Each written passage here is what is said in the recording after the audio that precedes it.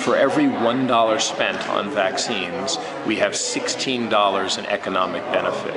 And if you count indirect benefits, for every dollar spent, you have $44 of indirect effects. So, is it a good investment? Absolutely. So countries should invest in it. If they don't, what they will end up with is large epidemics of disease, and those epidemics are really expensive, and they're disruptive, and they cause lots of not only deaths, but disability that then they have to pay for going forward. So I don't think anybody questions the cost effectiveness of vaccines. It's a matter of convincing somebody to make a priority who's not in the health sector, because it's the Minister of Finance or the head of state that has to make that decision.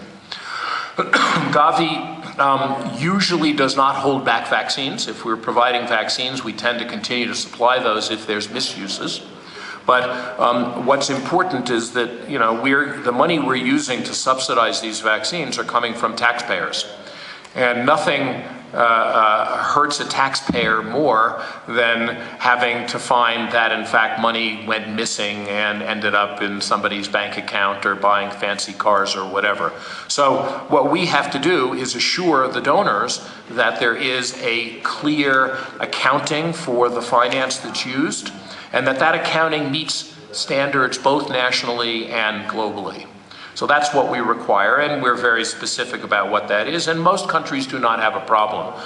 We've had, since GAVI existed, we've had 12 cases of misuse. 11 of those have been cleared with no problems. As you heard, we had some controversy with Nigeria, but the others have all said yes, no problem, and 92% of the money has already been paid back, with 100% agreeing to pay it back. So there has been usually countries get stronger after they have a misuse, because they go back and they improve their systems, and often will help provide technical assistance to do that, and then the country has a stronger system, which isn't only important for GAVI, it's important for misuse with their own resources or misuse of other donor resources as well. So the goal here is at the end to make a strong system that countries can use to protect their children regardless of where the resources come from.